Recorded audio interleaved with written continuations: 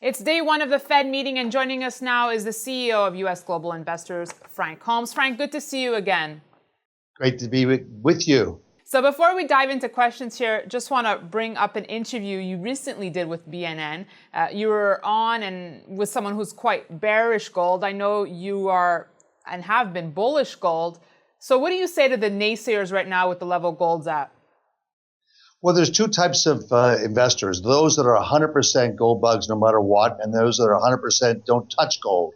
And I think that I've always been the partial, saying having a 5% in bullion, gold coins, and 5% in gold stocks, and rebalancing. And this is a person that has zero in gold, and he's missed one of the greatest moves in gold. And I think he just tries to justify by attacking someone else that he's smart. But many of us investors are disappointed he never caught Barrick, he never caught any play in gold, and negative interest rates like what's taking place today in Germany. All right, so let's look at numbers now. As we speak, gold is above 1280. Where do you expect and how do you expect the metal to trade here, especially post-Yellen?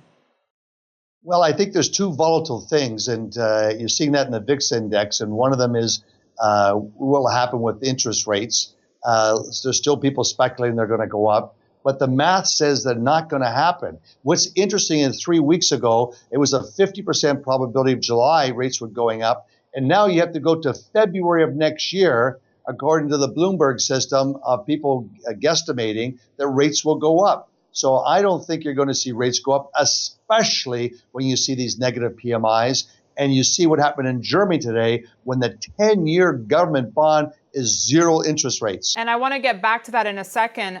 But most people are not factoring in and don't think that we will have a rate hike in June and July. So you agree with this?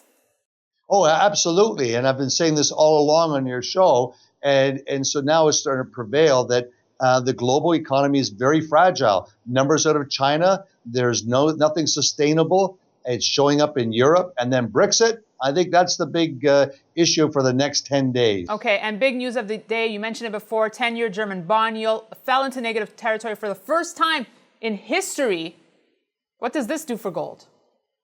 Well, I think it's very constructive and positive for gold as a great asset class, and that investors should have a 5% in bullion, in particular gold wafers and coins and silver, and 5% in great gold stocks. The market's been flat, but your gold stocks have been up spectacularly well. So your overall fund performance this year is over 20% for bullion and 80 to 120% for gold stocks. That is a great opener year to date. Were you shocked by the news coming out of Germany?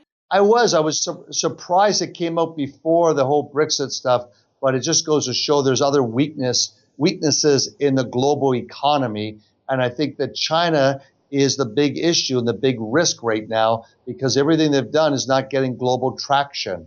All right, good thoughts, Frank. Thanks so much for joining us. Stay invested in gold. And thanks for watching this edition of Kitco's Gold Report. We'll see you tomorrow.